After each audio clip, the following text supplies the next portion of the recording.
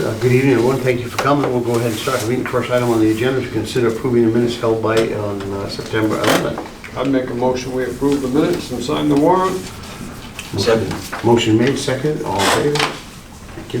Next item is the first reading of letter of intent for an ordinance. Okay, and I actually have Code Officer Dave Savage here to talk to us about that. Dave, the floor is yours. Floor is mine. I tried to change some of the concerns on the size of the structures. One of them was, if it was a great big building down the property line, how does that work as an accessory structure?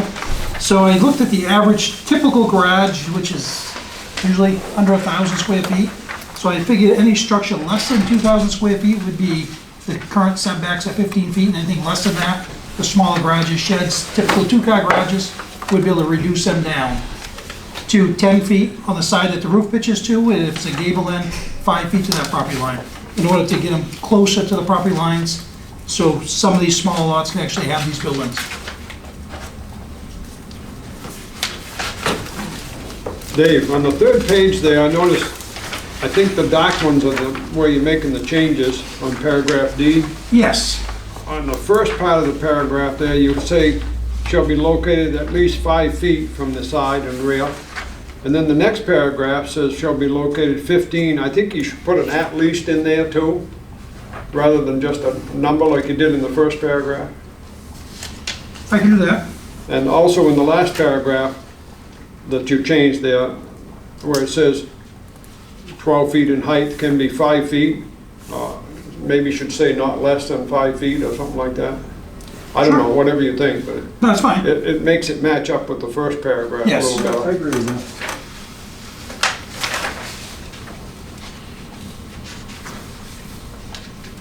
Further questions? John? I guess just on the size of the building, so a 2,000 square foot building could be 40 by 50? Yes. Is that an accessory building? Would that be really considered an accessory building, or is that bigger than most houses? It can be. And the way the building code defines accessory is it's secondary to the principal structure. So someone could build a 40 by 50 garage and have a 30 by 40 home. And it would be by the building code an accessory structure. It just seems like a big building to have within 5 feet of a property line. And I hadn't, I don't know, given it a lot of thought, but it just seemed bigger than you couldn't build a house because that wouldn't be an accessory building, right? Right. So a house would be the principal structure, which would be the minimum 15 feet. But if you had a small house and a big accessory building, would you be infringing on the neighbor's property if you had a 40 by 50 building right next to their property? Certainly. What? I said certainly. It just seems big for, what we're trying to do is allow people to have a shed, a small garage would be what? 24 by Usually 20? just under 600 square feet, usually a typical Yeah. two-car garage. Yeah, so this seems like an awful big accessory building, I guess is what I'm thinking. That number could be reduced easy enough. I mean, What do you folks think in the audience? John? I guess I have a concern. I still don't know if you have to have the neighbor's approval to do this, or is that just you people going to make that decision? Because I thought of, after we left the meeting last time, on the way home, I said, well, what if I had a garden on my property and somebody come in and put up a big structure and block the sun out? That'd be the end of my garden. And I might have had that for 40 years. that would be a possibility. So that's why I brought up the point, I would think the neighbors would have to have input into this and what it's gonna do to them and their property. That's where I'm coming from. And that's a good point too, John. I think that would be easy enough to go and build into this ordinance. To get neighbor. Because I know if I had, written neighbor- I was faced with that, I wouldn't be very happy. Right. And I do agree with you that, 2,000 square foot accessories, that is a big building.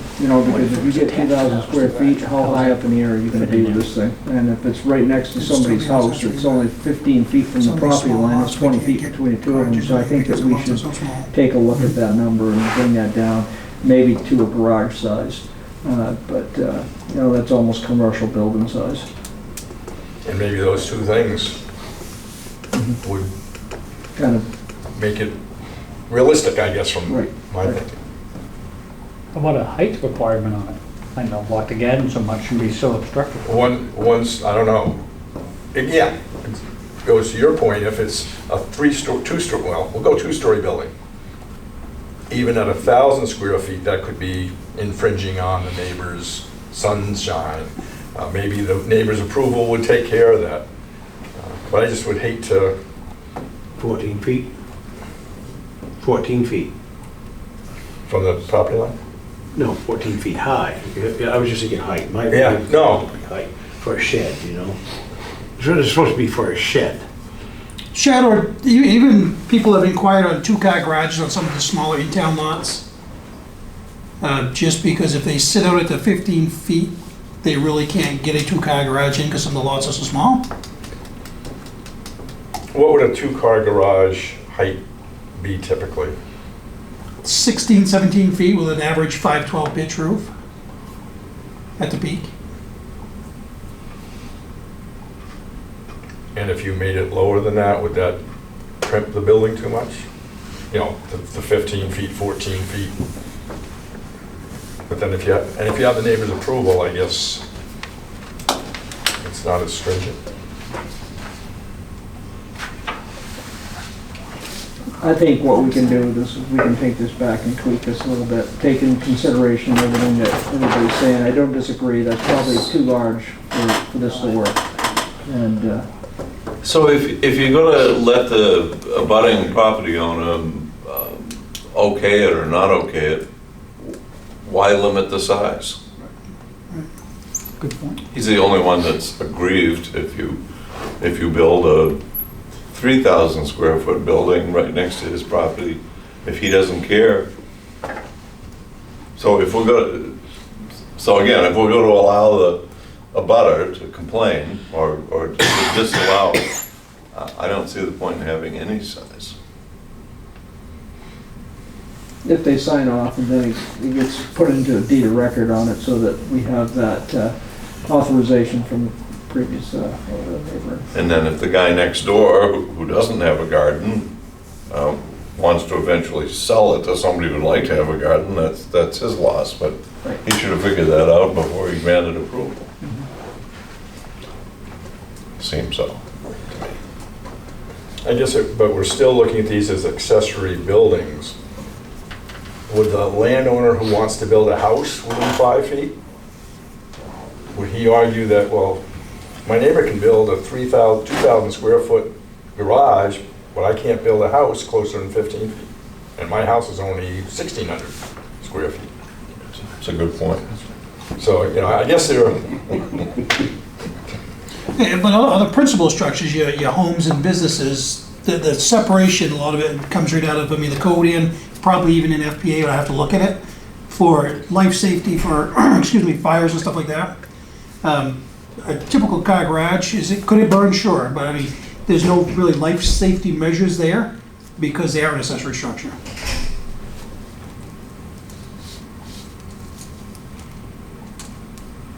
So if you got two typical homes setting 15 feet back from each line, you got 30 feet between them for, if there was a fire in one of them, you got that separation between your homes.